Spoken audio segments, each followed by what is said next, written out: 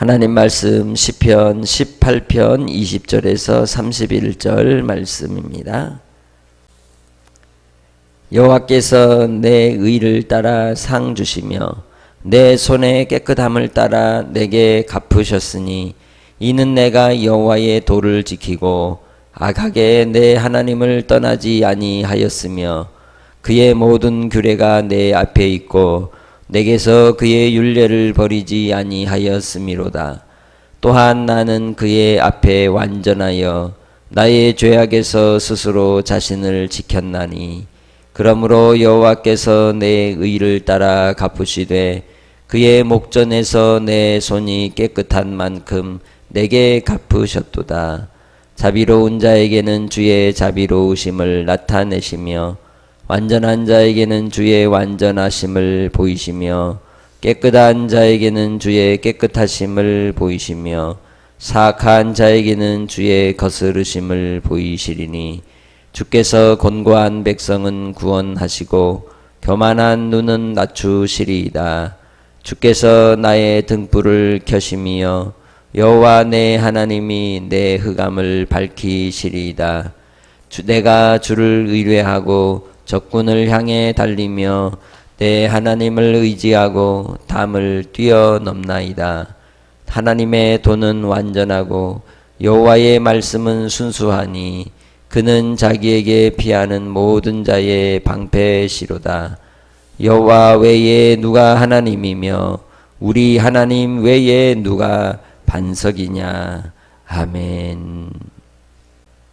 국가의 기관들이 어떤 일을 진행할 때는 그 일에 대한 매뉴얼이 있습니다.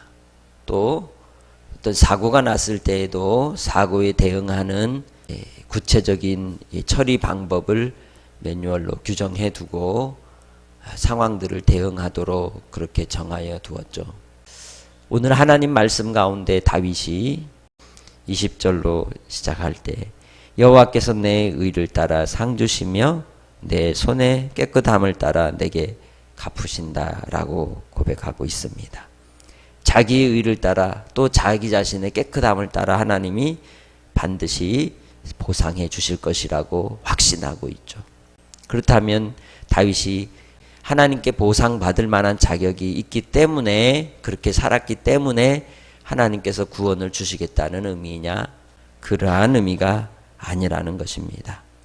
하나님께서 그의 고난 가운데 구원의 은혜를 주시고 그를 건져주신 이유는 그를 살리시고 믿음 안에 거하게 하시고 믿음을 따라 하나님이 이루고자 하시는 그 선하심의 뜻을 순종하여 말씀의 길을 걸어갔다는 의미인 것입니다. 그래서 21절에 이는 내가 여호와의 도를 지키고 악하게 내 하나님을 떠나지 아니하였으며 또한 22절에 그의 모든 규례가 내 앞에 있고 내게서 그의 율례를 버리지 아니하였음이로다 라고 증언하고 있는 것이죠. 이스라엘 백성들이 택함을 입고 그들로 애굽에서 구원하여 시내산에서 언약을 맺으셨을 때 그들이 그 규례와 법도를 지키면 이에 대하여 하나님은 언약 안에 거하는 자가 되고 언약에서 끊어지지 아니한다고 말씀하셨죠. 우리가 예수 안에서 복음을 듣고 복음의 비밀을 깨닫고 주님께로 돌아와 예수님을 나의 주, 나의 하나님으로 영접하였을 때에 그 상태는 언약의 관계, 새 언약의 관계로 주님 안에 들어오는 자가 되는 것입니다. 그러나 말씀이 내 안에 거하고 또한 그 말씀을 따라 주님과 동행하는 삶이라는 것은 이제 순종함을 통해서 그 말씀을 벗어나지 않는 것, 말씀을 끝까지 붙들고 나아가는 관계, 순종적 관계를 이제 강조하는 의미를 가지고 있는 것이죠. 그래서 믿음이 먼저냐, 순종이 먼저냐, 이것을 우리는 따질 이유가 없다는 거죠. 왜? 우리의 믿음이라고 할 때 그 믿음은 순종적 믿음이기 때문입니다. 그래서 행함이 없는 믿음은 죽은 믿음이라고 했던 것이죠. 하나님께서 언약의 신실하심을 드러내시고 보이실 때에 하나님께서는 우리로 완전케 하시고 또한 죄악에서 스스로 우리 자신이 깨어있는 자가 되고 영적으로 영적 전쟁 속에서 싸워 이기는 자가 되어 하나님의 뜻을 이루는 온전한 하나님의 백성으로 세워주실 줄 믿습니다. 아브라함을 하나님께서 부르시고 그로 언약을 세우실 때마다 그에게 범죄하는 때가 있었고 넘어질 때도 있었지만 하나님은 그를 부르셔서 너로 완전히 행하라 라고 말씀하십니다. 우리도 주님 안에서 하나님의 언약을 따라 부름받은 하나님의 백성이라면 주님 안에 완전함에 거하고 주의 선하심 안에 거하고 하나님을 가까이 하는 믿음의 성도들이 되시기를 주의 이름으로 축복합니다. 우리는 이 세상을 창조하신 하나님을 아버지로 모시고 아버지의 뜻을 받들고 살아가는 하나님의 자녀들이기에 그 아버지의 뜻을 따라 살아가면 하나님께서 기뻐 받으시고 하나님이 예비하신 그 복을 누리게 해 주실 것이라는 것이죠. 풍성함의 은혜를 허락하여 주신다는 겁니다. 요한복음 10장 10절에서도 예수님께서 내가 온 것은 양으로 생명을 얻게 하는 것으로 끝나는 것이 아니라 더 풍성히 얻게 하는 것이라고 말씀하셨습니다. 믿음을 따라 겨우겨우 근근히 살아가는 신앙의 삶이 아니라 하나님의 주신 풍성한 은혜와 놀라운 하나님의 영광을 보고 하나님의 지식과 지혜의 부유함과 높고 깊고 넓고 광활한 하나님의 영광을 맛보아하는 하나님의 친밀한 교제 속에 있는 백성으로 누리는 자가 더 복된 삶이 아니겠습니까? 그래서 주님 안에서 하나님의 언약의 신실성을 따라 우리가 반응하는 삶의 태도를 다윗은 이야기하는 겁니다. 내가 하나님 앞에 의롭게 행하였다. 주의 말씀의 매뉴얼을 따라 행하였다. 그 매뉴얼을 따라 이름으로 주께서 말씀에 보장하신 바를 내게 주실 것임을 나는 확신한다 라고 이야기하는 겁니다. 그러면서 24절에 뭐라고 말씀합니까? 여호와께서 내 의를 따라 갚으시되 그의 목전에서 내 손이 깨끗한 만큼 내게 갚으셨도다. 비록 그의 인생의 삶에 실수도 있었고 넘어짐도 있었지만 순간순간마다 그가 하나님을 가까이 할 때 누렸던 은혜와 감격과 위로와 보상이 있었음을 이야기하는 것이죠. 오늘 하루를 주님 앞에 살아갈 때도 우리가 정직히 행하면 그 정직히 행한 만큼 하나님은 우리를 통해 받아주시는 이 땅에서의 영위하는 삶이 있다는 것을 말씀하는 것이죠. 그래서 25절로 어떻게 반응하심을 이야기합니까? 자비로운 자에겐 무엇을 주시고 주의 자비로움으로 갚아주시고 또한 완전한 자에게는 주의 완전하심을 보여주시고 깨끗한 자에게는 주의 깨끗하심을 보여주시고 사약한 자에게는 하나님의 심판을 따라 거스르실 것이라고 이야기하는 겁니다. 우리가 어떻게 이 땅에서 살아갈 것인가? 남의 눈치 보지 말고 체면 따라 살지 말고 내 마음의 중심에 하나님 말씀을 두고 그 말씀의 매뉴얼의 규정을 따라 믿음으로 주를 기뻐하며 주님으로 즐거워하고 그 말씀의 법을 살아가는 게 우리에게 유익하다는 것이죠. 그 헌신만큼 순종하는 만큼 누리는 풍성함이 있다는 것을 우리에게 가르쳐주고 있습니다. 그것이 진정 말씀을 따르는 겸손한 하나님의 자녀들의 태도인 줄 믿습니다.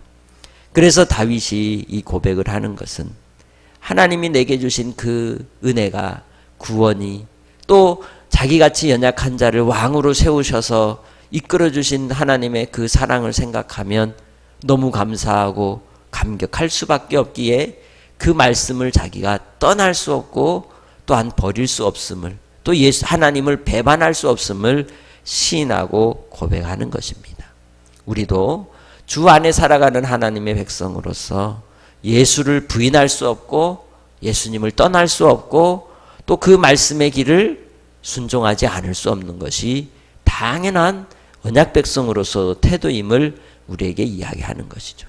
오늘 하루를 살아갈 때 하나님 아버지 앞에 혹 내가 예수님을 부인하는 자리에 서지 않도록 또 하나님을 시인하고 인정하고 주로 말미암아 주신 은혜를 누리는 자로서 한날의 삶 속에서 주의 의로우심을 따라 우리가 의로운 자로 발견되어지는 주의 백성들이 되시기를 주의 이름으로 축복합니다. 비록 어두운 길을 가고 험한 길을 간다 할지라도 하나님께서 다윗을 통해 28절에 고백하는 것처럼 나의 등불을 켜시고 흑암을 밝히시는 하나님을 앞서 모시고 따라가는 그 다윗의 기쁘고 또한 경쾌한 행진의 모습과 같이 우리가 가는 삶의 앞길에도 하나님이 비록 앞이 캄캄한 안개가 자욱한 미래에 대한 불확실성 속에서도 확실한 보증이 되어 나를 인도해 주실 것임을 확증하고 주님 안에 담대한 다윗의 모습을 볼 수 있습니다. 그것이 곧 예수 안에 있는 그리스도인의 파레시아입니다. 담대함입니다. 우리를 위하여 죄를 속하신 우리 예수 그리스도로 말미암아 우리가 하나님의 은혜의 보좌로 담대히 나아가게 된 줄 믿습니다. 하나님을 사랑하고 하나님을 사모하는 자는 주님과 함께하기를 기뻐하고 즐거워합니다. 오늘 하루를 내가 어떤 일을 해도 그 일이 주를 위한 일이고 주님과 함께하는 일이라면 기쁘고 즐겁고 복된 일인 줄 믿습니다.